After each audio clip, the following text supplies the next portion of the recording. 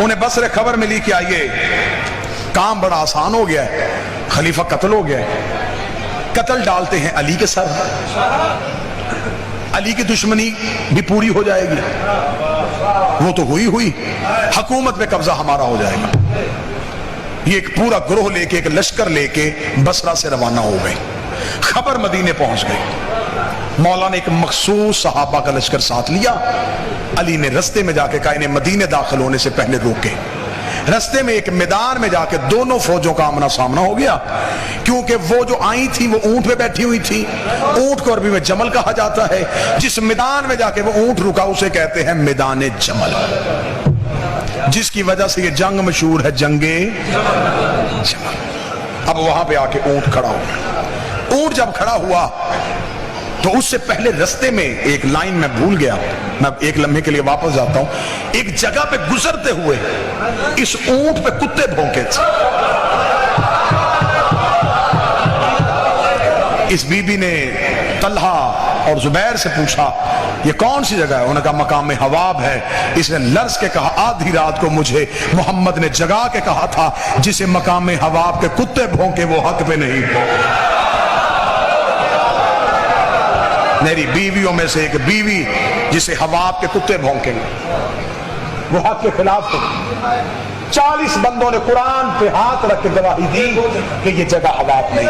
یہ اسلام کی پہلی جھوٹی گواہیاں تھیں، جنہوں نے ہوا پہ جھوٹی گواہیاں دے دی، یہی گواہیاں فتح میں استعمال ہوئی تھی۔ اب آ کے کھڑے ہو گئے، میدان سج گیا، علی ہر صورت کوشش کر رہے تھے کہ جنگ نہ ہو، کیونکہ ان کی سازش تھی کہ علی کے ہاتھوں قتل عام ہو تاکہ ہم علی کی دشمنی میں مزید اضافہ کر سکیں۔ علی چاہتے تھے کہ مزید قتل عام نہ ہو۔ مولا علی نے بس میں بالکل ختم کرنے لگا ہوں، چند چہرے نیند میں آ گئے ہیں تو اب میں بالکل ختم کرنے لگا ہوں، بس بات مکمل کروں سرکار، بسم اللہ۔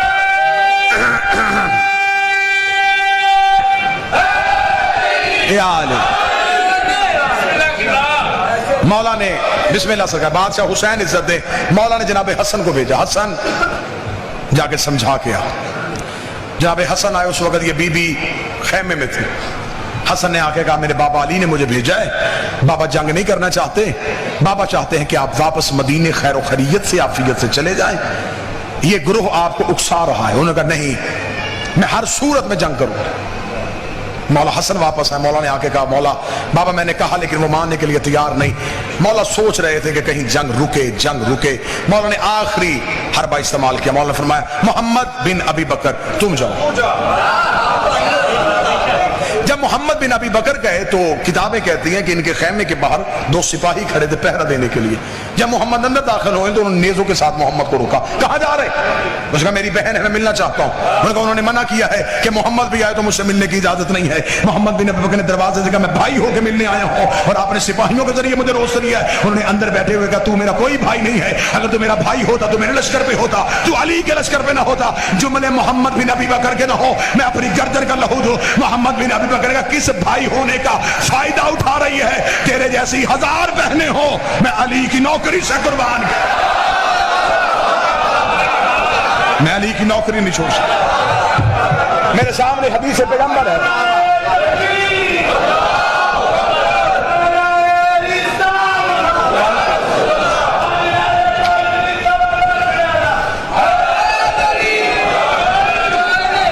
متوجہ صاحب، میں وار دوں علی کے نوکری سے۔ اس کا پھر محمد واپس جا، محمد بن ابی بکر واپس آ گئے۔ صبح کے وقت اونٹ کو میدان کے بالکل وسط میں لا کے کھڑا کر دیا۔ تاریخ کہتی ہے اونٹ بھی عام اونٹ جیسا نہیں تھا، اس کا چہرہ ہیبت ناک تھا، نکیلے دانت تھے، لمبا قد تھا، اونٹوں میں بھی وحشت ناک اونٹ تھا، جس پہ لا کے اماری رکھی گئی، اماری میں انہیں بٹھایا گیا، ارد گرد حصار گھوڑوں کا باندھا گیا۔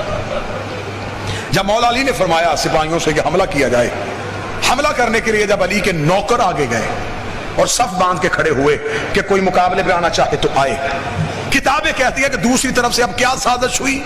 وہ سازش نہیں ہے، ایک ایک سپاہی ادھر سے آتا، اونٹ کی مہار چومتا اور علی کے نوکروں کی تلوار کے نیچے جا کے اپنی گردن کر گردنیں کٹنی شروع ہو گئیں. لوگ رضاکارانہ طور پہ اپنے آپ کو موت کی گھاٹ اتارنا شروع. سپاہیوں نے کہا یہ علی لڑے کس سے؟ ہم لڑنے کے لیے تیار ہوتے ہیں، وہ سامنے آ کے گردنیں کر دیتے ہیں. اونٹوں کی کوئی مہار چوم رہا ہے، کوئی اونٹ کے پاؤں چوم رہا ہے. علی نے کھڑے ہو کے فرمایا مجھے اندیشہ ہے جیسے سامری کے بچڑے کی پوجا ہوئی تھی اس اونٹ کی پوجا نہ ہونی شروع ہو جائے. تو مولا پھر اس کا حل کیا ہے؟ مولا نے فرمایا اس کا حل ہے سپاہی واپس آؤ، تیر انداز نیچے اتر آؤ، واپس آؤ. سارے علی کے پیچھے واپس آئے. مالک اس طرح خیمے سے نکلے. حکم بادشاہ. مالک گھوڑے کی زین پہ آئے، تلوار نکال. مالک گھوڑے کی زین پہ بیٹھے. مولا حکم. فرمایا اونٹ کی ٹانگ کاٹ کیا.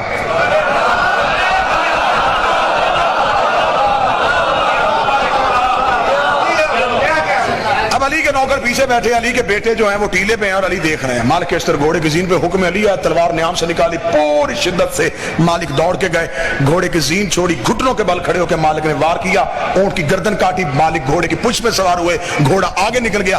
پیچھے مڑ کے مالک نے دیکھا 3 اونٹیں، ٹانگوں پہ اونٹ کھڑا ہے.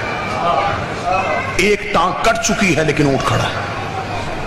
مالک پھر واپس آگے سے گھوم کے پھر واپس آئے، پوری شدت کے ساتھ دوسرا وار کیا، دوسری ٹانگ کٹ گئی. 2 ٹانگیں اونٹ کھڑے. مالک پھر ٹیلے کے اوپر سے گھوم کے آئے، پھر تلوار کو نیام میں دوڑاتے ہوئے پھر آ کے پوری شدت سے وار. تیسری ٹانگ کٹ گئی، ایک ٹانگ پہ اونٹ کھڑا ہے. جب ایک ٹانگ پہ کھڑا اونٹ دیکھا تو ادھر والے لشکر میں شور مچ گیا. حق ہمارے ساتھ ہے، اللہ ہمارے ساتھ ہے.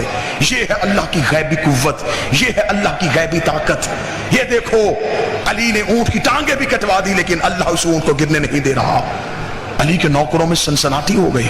یا علی یہ کیا ہوا؟ علی فوراً علی نے اپنی ابا پھینکی. علی ٹیلے پہ آئے. مالک جی مولا. مالک ٹانگ کاٹ.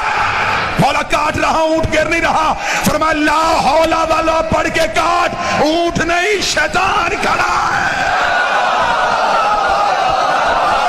مالک لا حول والا پڑھ کے اونٹ کی اگلی ٹانگ کر کتابیں کہتی ہیں مالک اس نے اپنے گھوڑے کو دوڑایا. مالک نے دونوں گھٹنے زمین پر رکھے، لا حول والا پڑھ کے مالک نے اونٹ کی ٹانگ کاٹی. ٹانگ کا کٹنا تھا، اونٹ زمین پہ گرنے لگا، ہماری زمین پہ آنے لگی. لوگوں کے دل دھڑکنے بند ہو گئے. یہ علی نے کیا کیا ہے؟ ابھی نبی کی زوجہ کی توہین ہونے لگی ہے. ابھی ہماری اونٹ کی پوچھ سے زمین پہ آئی نہیں تھی. یہ علی کی پوچھ کے پیچھے سے ایک بجلی کی تیزی سے جوان پوری طاقت کے ساتھ گھوڑا دوڑا کے بھاگا. اس نے ہماری زمین پہ آنے سے پہلے ہودج کے اندر ہاتھ ڈالا، انہیں اٹھا کے گھوڑے کی پوچھ میں بٹھایا. اس نے پیچھے سے آواز ہکے گا ہائے کیا کیا علی نے؟ نبی کی زوجہ کو غیر کا ہاتھ لگ گیا. اس نے نقاب ہٹا کر چپ، تیرا بھائی محمد بھی نبی بکر ہو.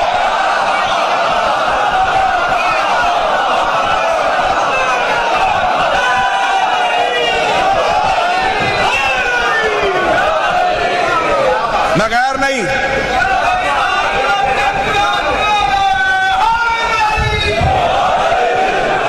تیرا بھائی محمد.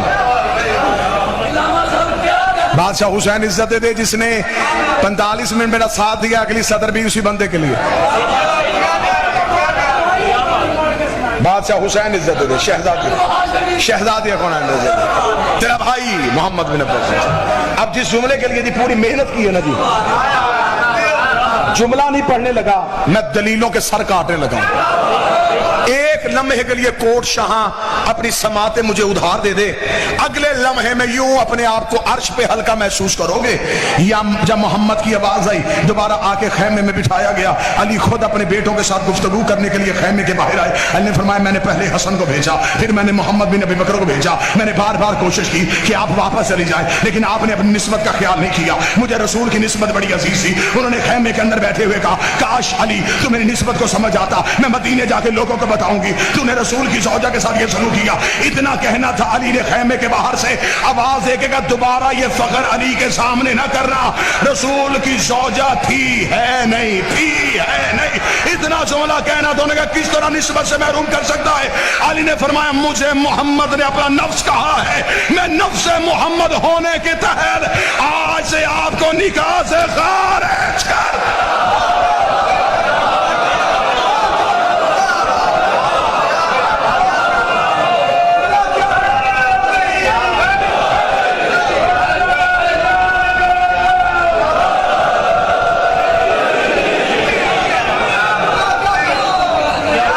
نفس پیغمبر، میں ہوں نفس اللہ۔